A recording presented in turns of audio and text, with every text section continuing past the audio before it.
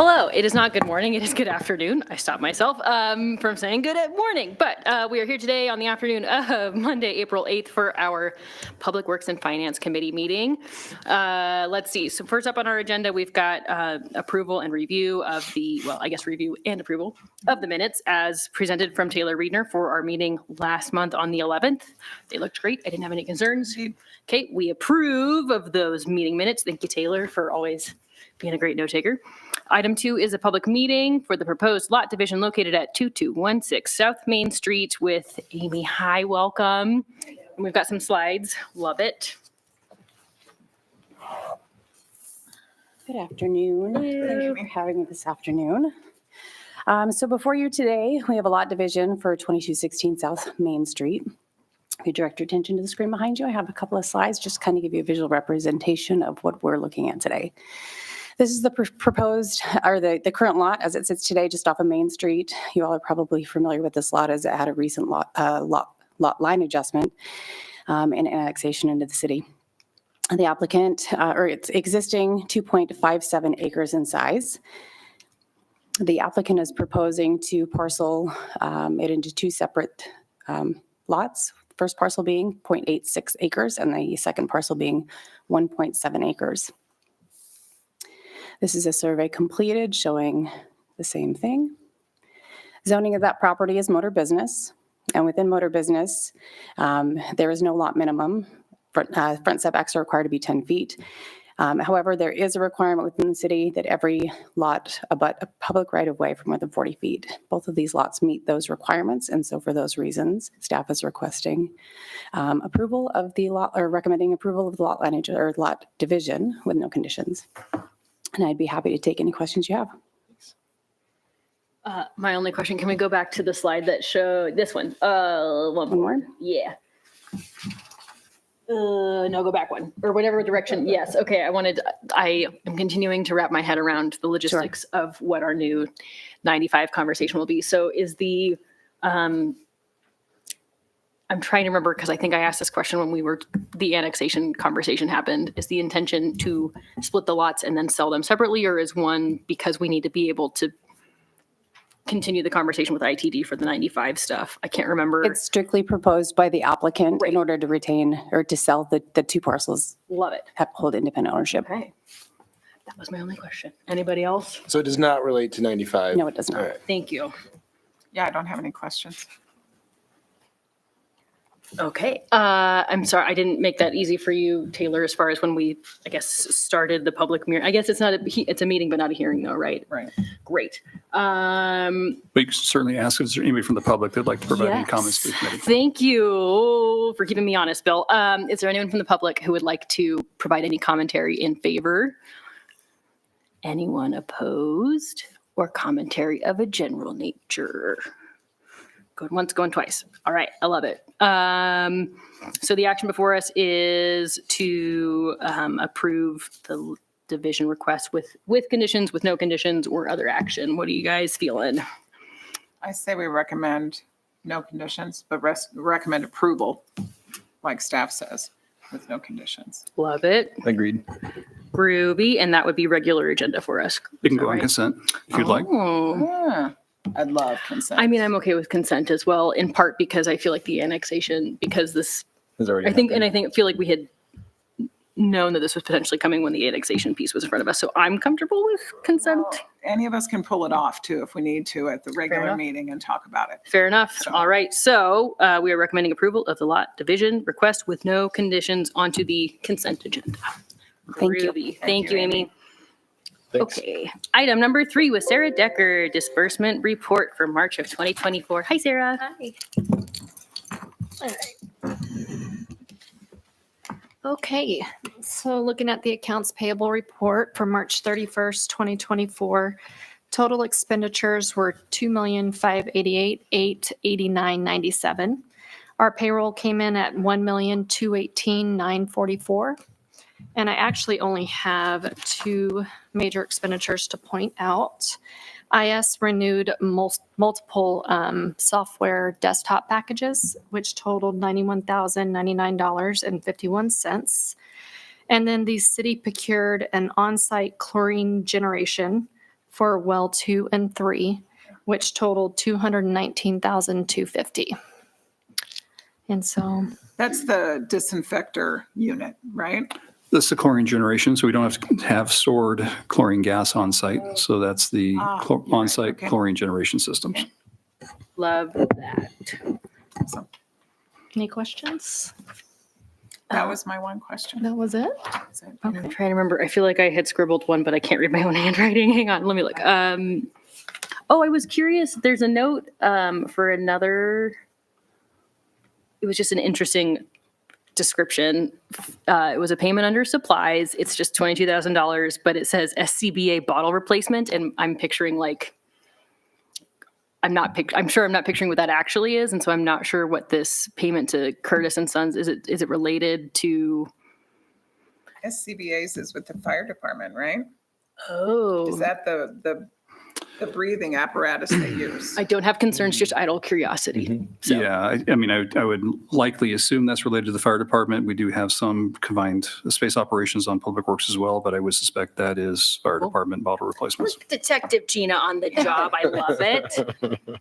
That was my one question. Idle curiosity. I love it. Any other questions for Sarah for the March report? Anyone feel like making an action or making a motion? I or motion taking that we action? approve and authorize the use of digital signatures to sign the disbursement version for the month of March 2024. All right. I think I approve. All right, yeah. I love it. I don't have any concerns for consent agenda. Beautiful. Thank you, Sarah. And then for item 4 as well, Sarah's going to present to us the second quarter financial report from Jan 1, 2024 to March 31 for fiscal year 2024. Yes. So looking at this point in the budget, things should be 50% or below.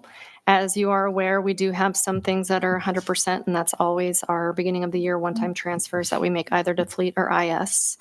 Looking through the budget, everything is about on point. We are going to be lower than usual because we did have a holdback.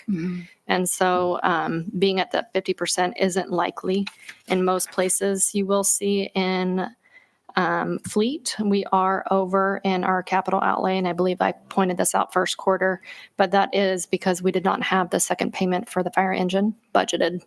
And so the second payment came in. So on the revenue and expense side, you are going to see higher in that area.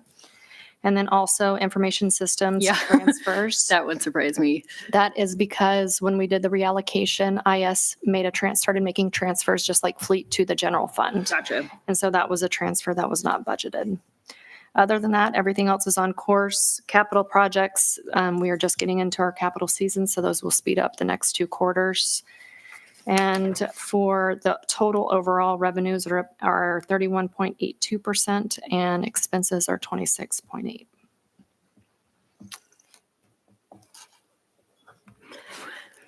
Yeah, the 3,875% was what caught my eye for the IS, and so that was my one and only question. Let's look. Any other lingering questions from the crew? I love it. Thank you for keeping our books squeaky clean. Any recommended action from the crew? How do we feel? Approving? I say we go ahead and approve it, put it on consent. I'm game. Bryce, what do you think? Or do we need to? We need to put it on consent, yeah. Consent. Yeah, I'm good with consent. And we can pull it off Right if we on. need to. Cool. Thank you, All right. Sarah. Thank you. Thanks. Moving right along, we got item number 5, resolution for the destruction of city records with Lori. Hello, Lori. My little annual trip to your meeting. In December of 21, the city council passed a resolution classifying records into 3 categories: permanent, semi-permanent, and temporary. And Idaho code allows us to destroy temporary and semi-permanent by way of resolution. And so the departments went through all the records and determined which ones they'd like to put forward for destruction, listed out in the resolution that was in your packet, and the city attorney has reviewed the records, and approved the resolution. So I am happy to answer any questions. I think my curiosity with this was, like, what is the metric by which they fall into those different categories, right? Or like, what is the metric by which one decides that this is a record to keep or this is a record to destroy. First, we go by the state code. They Okay. do have records listed in there, and so that is our basis. Mhm. And then the departments can decide from there. But we did have a records retention manual from the Association of Idaho Cities that had clerks, treasurers. They had a bunch of different people on that committee Okay. that put together the manual. And so they looked into codes, financial code, state code. So there's long-standing precedent for how this is. Yeah. And then if a department Then- decides, I really want to hold on to this longer, then we keep track of that as well. Cool. And it's further defined by the city resolution 2021-27 Okay. that specifically provides, and I'm happy to share a copy of that with you, that describes different types of records and how they're classified. Great. Thanks. My only question, I know there was some small buzz that I think the mayor and I heard about through AIC's legislative conversations this session, which is still in session, right?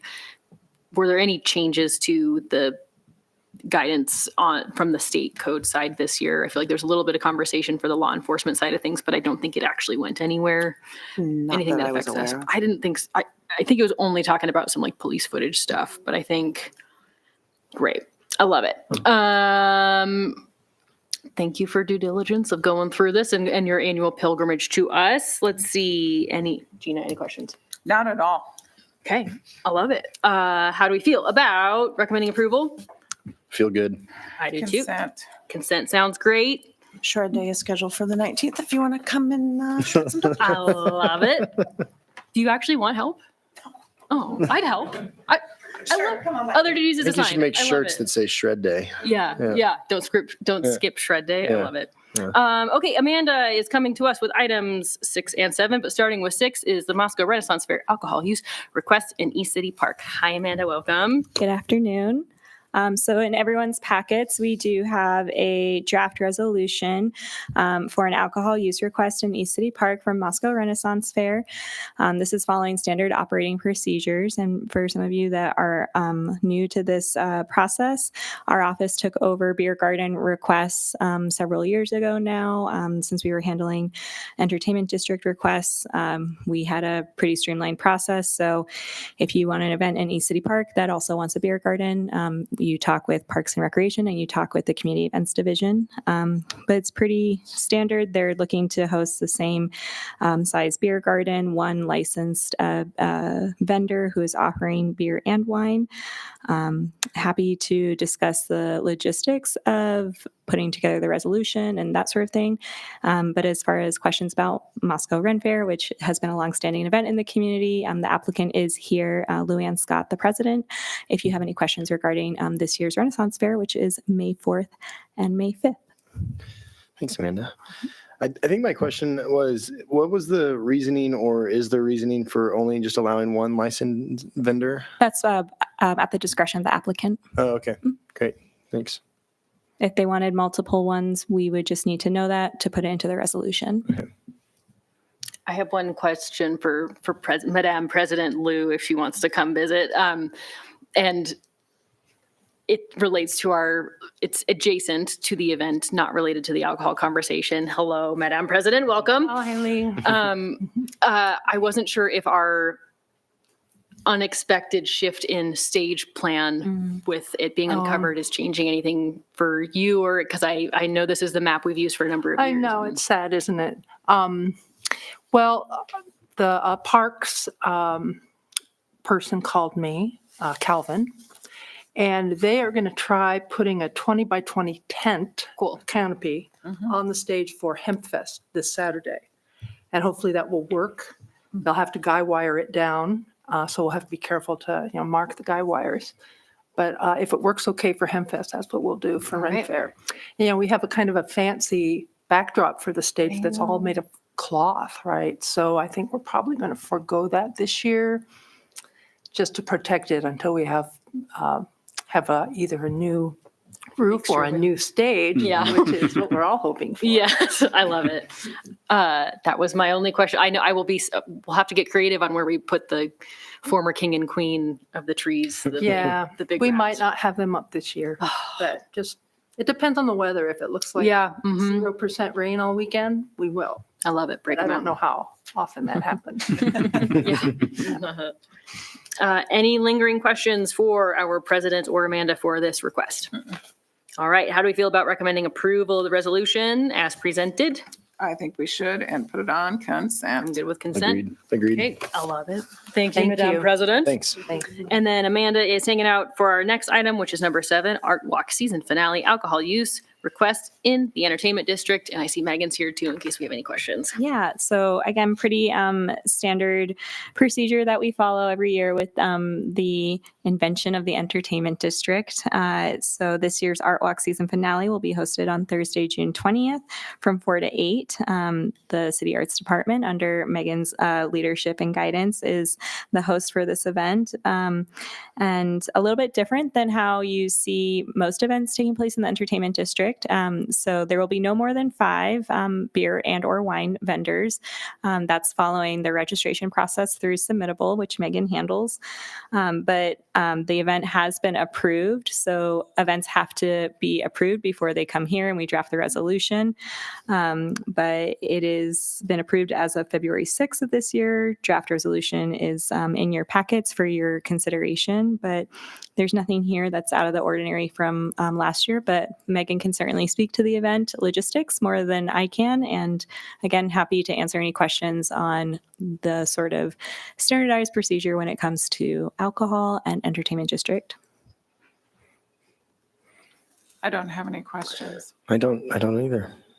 I'll ask one just because that's who I am. How has the team at the police department been feeling with our agreement of navigating not having some of these events have required security on site, with the understanding that our police will patrol as needed? Of the events I've gone since we've approved the entertainment district, I've been really pleasantly surprised, but any feedback, any concerns from them, or has it been going okay? I haven't heard anything from our police department. And part of this too is these events, particularly that take place in the entertainment district, all get routed to the police department, typically for review by Chief Fry, who is now retiring. So that will be Chief Dallinger. In the event that Chief Dallinger is absent, one of the captains typically reviews it. They have the discretion to say, yes, we want officers present, or we don't have any officers available that day if something else is happening in the community, or their schedules just don't allow for it.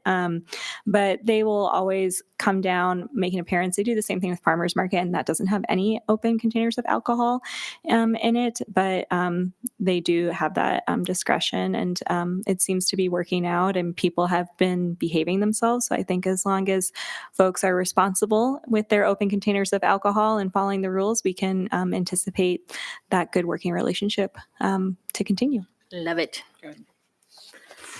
All right, how do we feel about recommending approval as presented? Real good. Love it. Consent agenda, okay? Yep.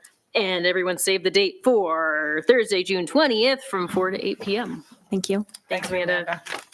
Okie dokie. Item number 8 is the Carroll Brink Pathway Replacement Project bid results and contract award with Bob Boubel. Welcome, Bob.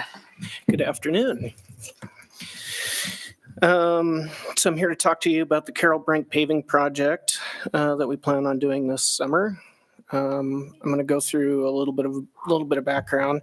For those who don't know what pathway we're talking about the pathway that runs adjacent to the Carroll Brink Park in between Joseph Ball Fields and the park. This is currently the condition of the pathway. I know a few kids that really enjoy riding on this, but as far as it being a multimodal path, this doesn't really quite work. Another photo kind of Shadow, holy yeah. So if you look at the shadow, it kind of really shows how what those tree roots have done to the pathway. So that is incorrect. I will read from what I have here. So we put this project out to bid March 9th and March 16th. The estimate for the project was $94,000. and the bids were actually opened on March 3rd. We received 2 bids from when we opened bids. We received one bid from I believe it was Poe Construction for $148,000. And we received one bid from Motley & Motley for $105,678. We already talked about the engineer's estimate.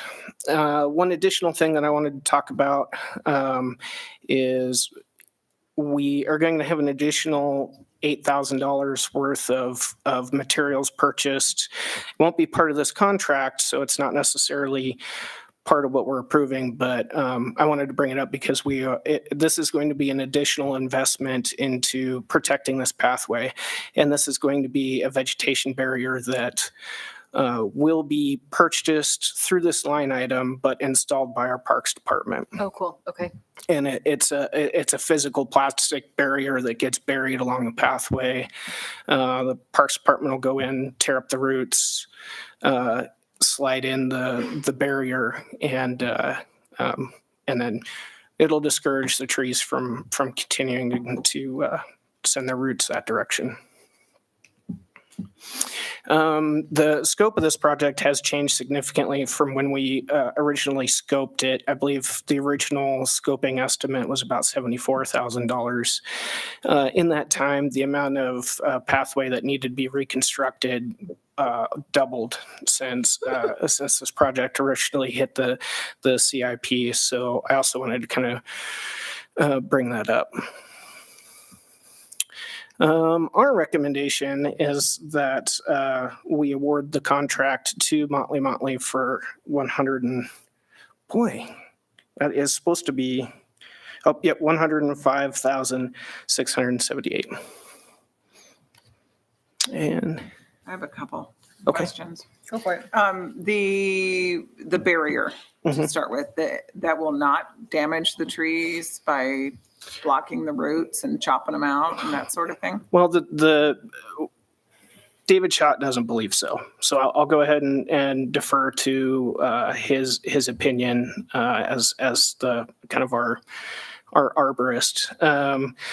The type of trees that these are and the location that they're at, he doesn't think that it's necessarily going to be a problem. These trees actually these roots are relatively new.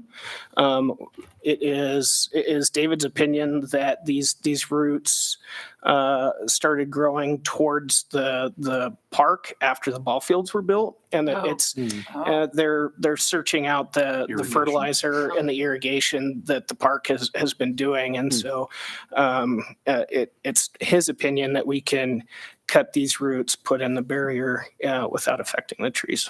Is that going to cause a problem with the other side of the equation then, the park? No, this will be on the barrier will be on the north side of the pathway. So the problem trees are the trees in the park, and they're shooting roots underneath the pathway to get to the ball fields. And so, the barrier will be just on that north side. My second question is, this is roughly what, 11,000 over what the engineer's estimate? Do we have that kind of wiggle room? Yes. Not in Fat City these days. Okay. We have adequate capital accumulations to fund the project. All right. Wonderful. I had a tree question, but I wanted to make sure my tree queen Gina had the chance to ask I'm it. all about the trees. Who cares about the money, right? Yeah, and I wanted to just confirm that they are our park trees. I was trying to, as I was navigating my mental map and the map in here, they are our city trees. We're not trying to hack off someone's tree roots on their own property. My lingering 2 questions. Every time we've talked about this in passing, I've been picturing the stretch on Mountain View, like the paved path on Mountain View. Is that going to be in need of any additional repairs? Like, I know we've planted a few on the, let me think, east side. I'll back up and so you are referring to Our over north-south here. buddy. Yeah. Is that one, is that north-south? Yes. Yeah. Okay. Yep. My understanding is that path still in pretty good shape. This pathway is actually was existing when the ball fields were built. Oh, that's right. Okay. The ball fields were just built up to that existing pathway. And the tree roots have really only become a serious problem after we built the ball fields. Greedy little. Yeah. Smart Interesting. evolution. I love it. And then as to Gina's point about it's a little above what we had been estimating in-house, what struck me was the line item for traffic control. And I was trying to think through, I appreciate that we had a small estimate from staff for traffic control, but I'm not sure at what point other than I'm trying to understand when the contractor would need to be deploying any sort of line item cost for traffic control. I think the majority of the traffic control may end up being along Joseph Street. I wish I could zoom in on this, but the only acceptable access to Okay. the site is going to be at the Joseph Street side, and it's got to go over that bridge. So in order to get trucks, like the majority of the work will be able to be done without much disruption to Joseph Street. However, on paving day, Yeah. they are going to have to construct a construction entrance. They're going to have to steel plate over the existing culvert, and so that'll probably be the majority of the traffic control. In addition to that, there's also going to be some traffic control associated with detouring the pedestrian traffic around the site. Oh, yeah. And I guess in my head, as I'm picturing this parking lot being snug up right in this northeast corner. And I forgot it is clearly not. I was picturing they would have access from the parking lot. So this is on me for not better understanding the layout of the park. But that helps. And just to clarify, that is Mountain View they'd be gaining access from. Oh, it is. That's not Joseph. Oh, that isn't Joseph. But isn't that one Joseph? What's on the backside of the Nazarene? So I was like, I think that's Mountain View. I knew what you were talking about. That's 7th Street. South No, side yeah. of the ball. Oh, on this. Yeah. I got Just it. kind of like, thank you. Yeah, because I was like, that's Oh, Mountain View. 7th. I was. That is, yep, and that one is actually my error, so right. I'll own that one. It's all right. It's all right. Okay. Which, yeah, diverting off of Mountain View is That's busier. involved. Yes, absolutely. Okay, this helps. Those are my two questions. Any questions from you, Bryce? Nope. All right. Let's see. How do we feel about recommending acceptance of the bid from Motley Motley? Yep. And I say consent. Consent? Any concerns? Okay, good stuff. Thanks, Bob. Thank you very much. Thanks, Bob. Okie dokie. Item number, that's the number 9. That's not number 7. Item number 9 with Bill. We are thriving today, everybody. Right moment. We're thriving. Item 9 is Latah County polling location agreement. Thank you. In 2019, the city entered into agreement with Latah County to allow the use of the HERC as a polling center for elections. That agreement was actually only for 2 years, so it would have covered the 2019 and the 2020 elections, and then it expired. The county has since used it as a polling center since that time, and it's come to our attention, both on the county and city side, that agreement had expired, and we did need to renew that. So this is just essentially a renewal of the prior agreement. The only real substantial change is we are modifying the hours in which they would have to use the facility. Previously, it was from 12 p.m. the day or prior to the election through 5 p.m. the day after.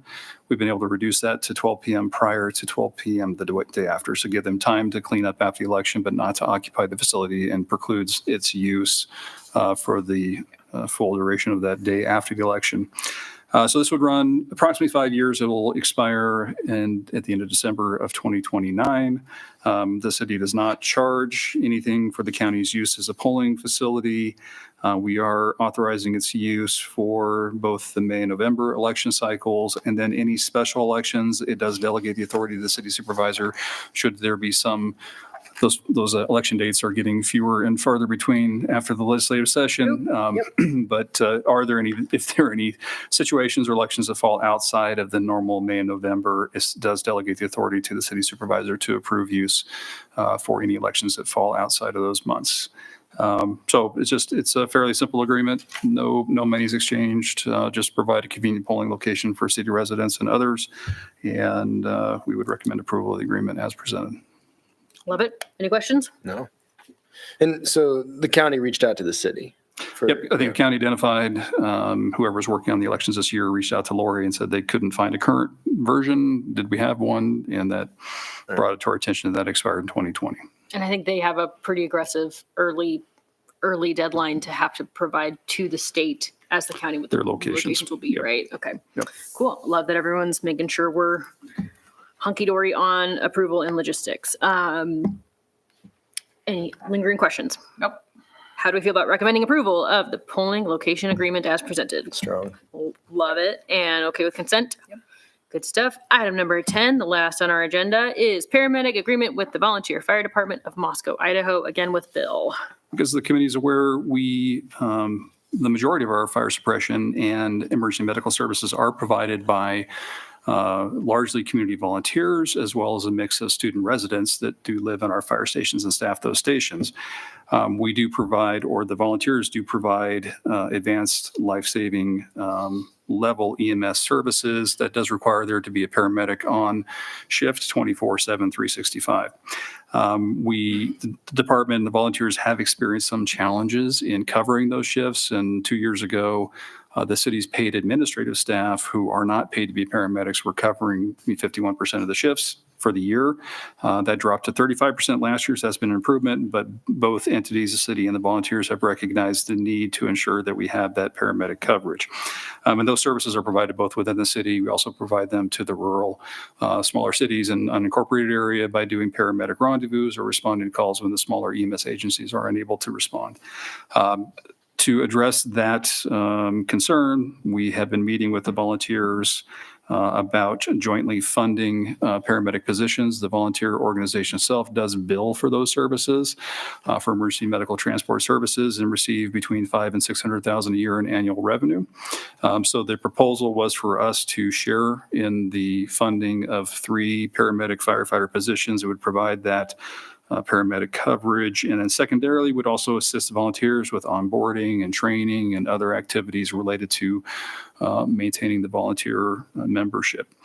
So the volunteer board unanimously voted in support of the proposal. So we're just now bringing forward the agreement that would execute that. So the general parameters is that the city, these will be city employees. And so we will employ 3 new full-time paramedic firefighter positions.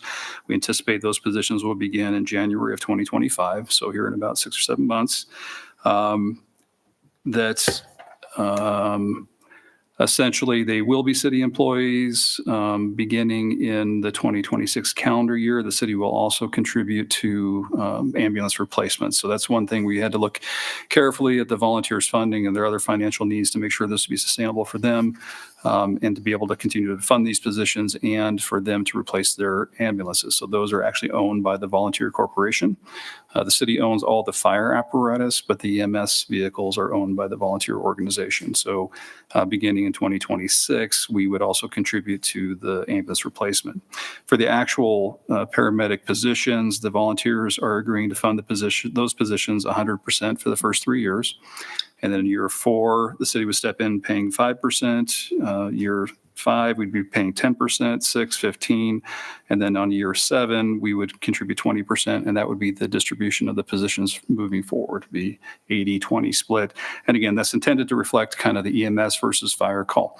About 80% of the calls that the department responds to are EMS related. And so that's the rationale behind the distribution, and that the volunteers are the ones providing the EMS service underneath their license. The city is required to provide fire suppression services, so we're funding our portion of those positions. So that's pretty much it. There's other parameters in here where we're going to provide the volunteers opportunity to participate in development of the job descriptions, in the interview process, and evaluation, and providing feedback on those future employees. And that really is about it. So this runs through, essentially it's a 10-year agreement that would run through 2034. And could be terminated with essentially 12 months notice from either party. With that, I'd be happy to answer any questions the committee might have. I have 2. Go ahead. I have one. I can wait. Yes. Okay. notes to words translating in my own head. What I'm understanding is this is written and it factors in the SAFER grant program that we recently were presented to about and approved as council to seek. If we get the funding for the SAFER grant, that would then be used to satisfy what the volunteer funding has been for the first 3 years, right? Correct. So we did apply for a SAFER grant that will pay 100% for the positions for the first 3 years. So if we're successful in receiving that grant, and we'll be making the application by, I think, Thursday of this week, if we're successful in that grant, then that would take place of the volunteers funding for the first 3 years.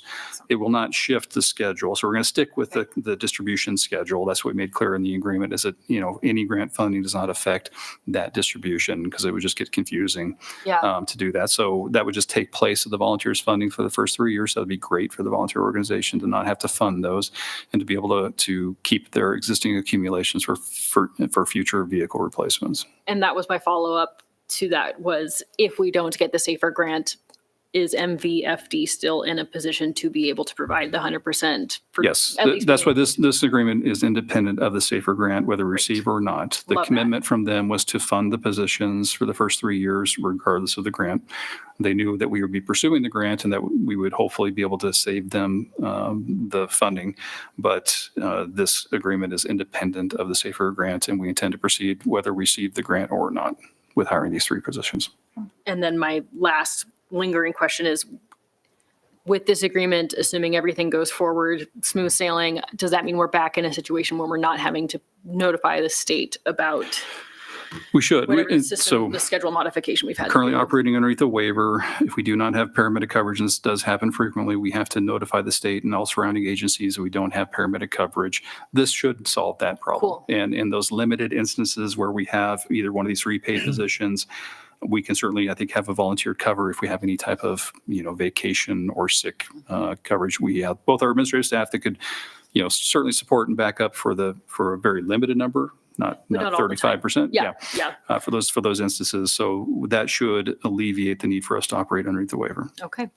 Gina, go for it. When we hit that 20% split, that remains then at 20%. Correct. So that'll be our cap. And we'll Correct. continue we, being the city, will continue to find ways to fund that grant-wise or whatever in that process, right? Or is just it- general fund revenues. Or just general fund revenues. Okay. Right. That was my Yep. only question. We're looking for grant funding for the first 3 years. Beyond that point, when we start having to make our contribution, we're anticipating that as just general fund obligation moving forward. Okay. Awesome. No, I mean, the thing that I think is really encouraging among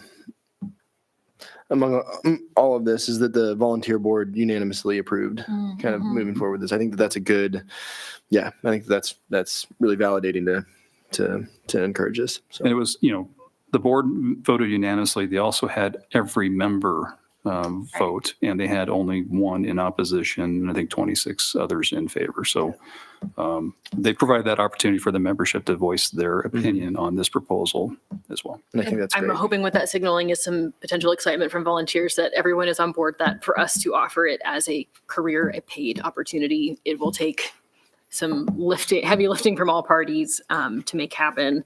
And I really appreciate the clear outlining that you mentioned of making sure that the volunteers there are 2 representatives in the conversation for job descriptions and everything else, and for hiring. So I love seeing that.